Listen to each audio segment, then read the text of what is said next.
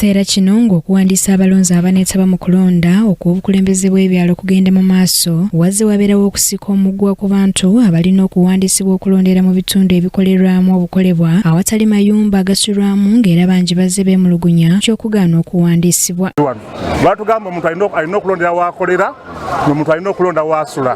Kati nze nsula wano nkolera wano olina okulondera kyamaani naye ngenzeyo okwewandiisa angambye nsobola kuwandiisa tosula wano. Embeera eno olwaleero etabudde abantu mu zooni ya Kasaato, Emmengo mu Kisenyi ne Lubiri Triangle ng'abamu abakolera mu bitundu bino babadde bagaaniddwa okwewandiisa ekyabaleetedde okwekubira enduulu mu kakiiko k'ebyokulonda era gye bikidde nga ssentebe w'akakiiko kano mu ggwanga Omulamuzi Simon Mugenyi Byabakama abitaddemu engatto n'atuuka mu kitundu okulaba embeera nga bw'eri.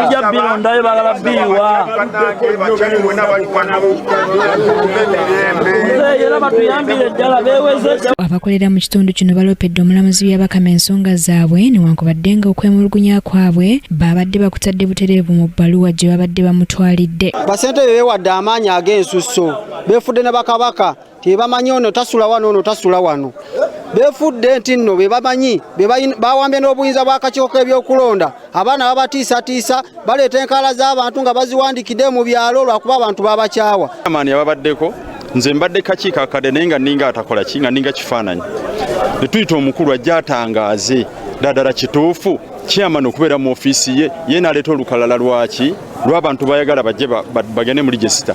Ffe bwe tumugambako nti kino kyokola kikyamu kyamani abifula ki alufula lutalo. Omuntu ayingira wano ssaawa 11 n'avaawo ssaawa 4:05 ng'omugamba otya nti si mutuuze wa wano kyokka nga naawe tosula wano ate nga weesimbyewo okitegeera ffe nnyini nga bw'otulaba wano ffenna tuli batuuze tuli bakozi ba sipeeya. Byabakama mu kwogera kwe alagidde nti mu bitundu naddala eby'omu bibuga ebikolerwamu obukolebwa okuwandiisa ababikoleramu nga bamanyiddwa obulungi ng'abalonzi baayo kavuna babeera n'endagamuntu oba obukonge. Kakiiko k'abakulembeze kava mu bantu abeewandisiza mu regisita nga bagamba tuli batuuze. Kati oyo yenna ng'agamba nti nze ndi mutuuze mu kitundu kino waddembe kwewandiisa.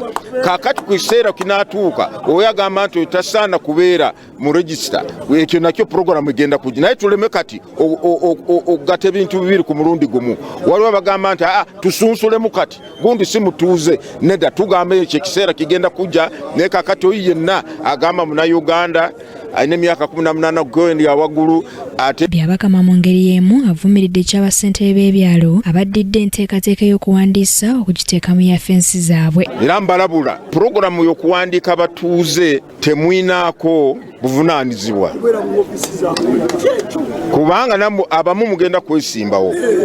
Kati wowe yesimbawo ate obeere otya ne omukolo omulimu gw'okola ku puroguramu eyo okuwandiika batuuze kubanga batugambye nti aba chairperson abaliko kati waliwo we bagaana okuwandiikibwa ng'amanyi batamuwagira. Naffe tugamba nti abaana baffe bano abawandiika batuuze mu byalo bebeere nga beetengeredde. Ono kyokka kinoganyiza ng'okwewandiisa bwe kukomekerezebwa olunaku olw'enkya nti era tewali nteekateeka ya kwongezaayo. Ndagidde returning officer waffe akulira Kampala Central ne mugamba nti gende Kasaato genda ku Blue Room we bagamba nti waliwo engeri etasaanidde byonna bitereeze ampe repooti twagala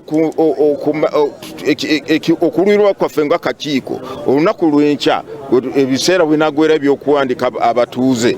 Oyo yenna ayagala kubeera mu kakiiko k'ekyalo oyo yenna ayagala kwesimbawo ajja kuba maze kola ki okuwandiikibwa. Abatuuze b'ekitundu beebaziza Byabakama okuwulira omulanga gwabwe n'agenda mu kitundu okubayamba. Wadde amakulu malungi nnyo olw'ensonga atugambe nti oba oli mutuuze ng'owangalira mu kitundu ekyo ng'olina national ID wadde esoma eri mu kyalo okkirizibwa okulonda kasoba ng'oli mutuuze.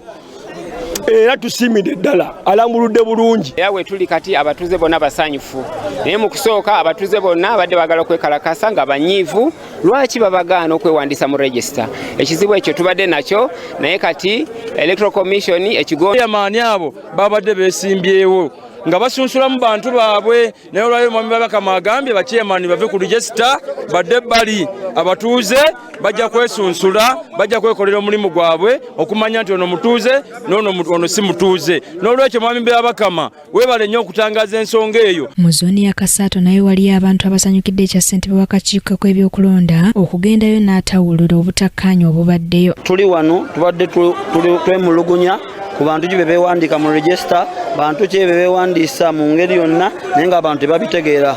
Naye tufunye omukisa mwami Babakama n'atusindikira omubaka najja n'abaako ebigambo byannyonnyola abantu. Betambule bulungi kuba ffenna tuli batuuze kano kazannyo tukeetabemu awangule tuddewo tutambuze ekyalo. Ekibadde ki singa tulonda omutuuze asula ku kyalo amanye ebizibu by'oku kyalo kijja kubeera naye olonda omuntu atasula ku kyalo abamu baguze obufaliso babuteese awo ensula ng'omuntu omulamba nasula ku mukeeka wali wange ntuuse wali nze nsula ku mukeeka oyo abeera kyamaani.